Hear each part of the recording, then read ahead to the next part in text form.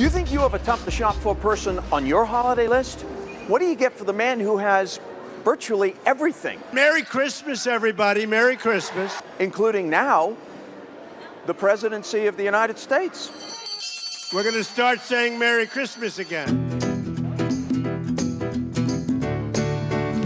Barack Obama's personality. Patience. Well, he already has a tanning bed, so that's clearly taken care of. A hat that doesn't say, "Make America Great Again." So show up early. A new tie. A new tie. Process. Where's that red one a lot, right? Yeah. Probably a new hairpiece. A better hairpiece. A copy of The Economist. So he could read that and probably change his policies. This is the president-elect of the United States. That was brutal. But see, that's a fair point. So here's the beauty. Sitting right here, we have two more gifts for the president-elect. So, Marianne, what's under the tree for Mr. Trump? Jack Dorsey, the founder of Twitter, who could give the whole world a gift by deleting Donald Trump's account. Because Twitter made Trump, okay, and he's using it to denigrate everybody and tank people's stocks. And he didn't even invite Jack Dorsey to the tech meeting this week because of an emoji that Donald Trump wanted criticizing Hillary Clinton. Jack Dorsey intervened. So, Christmas miracle, delete Donald Trump's account. Aren't they supposed to wrap those things? So he doesn't know Dorsey wasn't invited because he's not big enough. Big lead, but He's not big enough. All right, Okay, Twitter's What's your not big present? enough. I got two presents. First of all, small one, just a little bronzer, orange. Okay, just to keep things up in Washington. But the other thing is more serious. I would give him a chance. I think that whether we like it or not, he's the president of the United States. We don't have a whole lot of hope. The election's done. We got to move forward and hope that this guy gets it right. There's a role for the loyal opposition. It's not yet. They'll have plenty of time. And I thought that neither of you could beat Elizabeth Warren's present thumb guards. It was pretty good. You guys did pretty well. So you Very heard the senator this morning. She talked about Putin. She talked about the cyber attacks, and she talked about President Obama's lack of action. Your reaction to what she said, Patrick? Well, I don't think anything Elizabeth Warren said this morning was unexpected. Again, there's a role for the loyal opposition.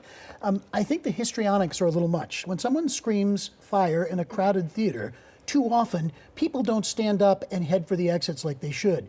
And there's a side to Senator Warren that, she's got a lot to say. She's a smart person. She's just been named to Armed Services. She clearly is someone the Democrats need to look for as they are lost in the wilderness. I know this because my party's been lost in the wilderness for a long time. Some would say still is. Were you surprised she pulled back a little bit? Well, I'm not sure how much she pulled back. At the end of the day, a little bit there, she sounded like Barney Frank in a pantsuit.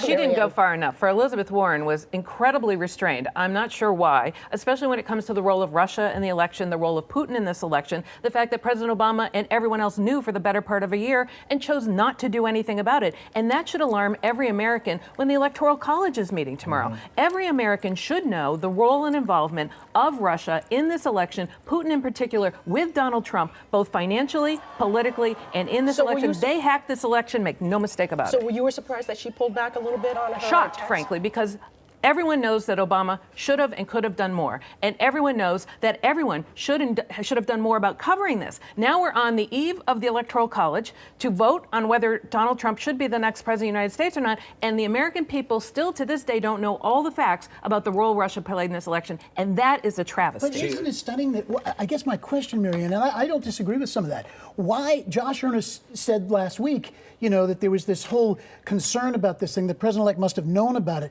Why didn't the White House do more? The intelligence agencies clearly knew about this. The president knew about it. What did they do? Everybody knew about it, and the media wouldn't cover it, and the president should have done more. And here we are now. The fact is, the Russians own Donald Trump lock, stock, and barrel. They own all of his real estate. He has not divested himself because he has 97 LLCs. If he did it, not only could he not afford the taxes, he wouldn't be owned by the Russians. You're and the Russians presupposing own. a lot. I must tell you, it's all a wonderful conspiracy theory, but I'm not sure that you've got the proof. Let me go to the next topic. Senator Warren sat there and said she didn't want to talk about the 2018. She didn't want to run about re-elected. She didn't want to talk about 4 years from now running for the White House. Is she going to run for president? I think the sure sign will be how much money she raises for her re-election. If she goes north of $50 million, comes up to close to $100 million, you have to believe she's looking at a national bid. I think that's about right. I think she's very coy about, as she always is, about re-election. Right. But when she starts raising money, and she will, this Armed Services Committee and her profile in Washington will allow her to raise a lot of money. She gets north of that number. She doesn't need that to raise it because she's always always done a grassroots thing. It's the national grassroots That's money exactly you got to right. The watch. exposure. Quickly on Yeah. pot, as you know, that it is now legal in Massachusetts, lots of gray areas.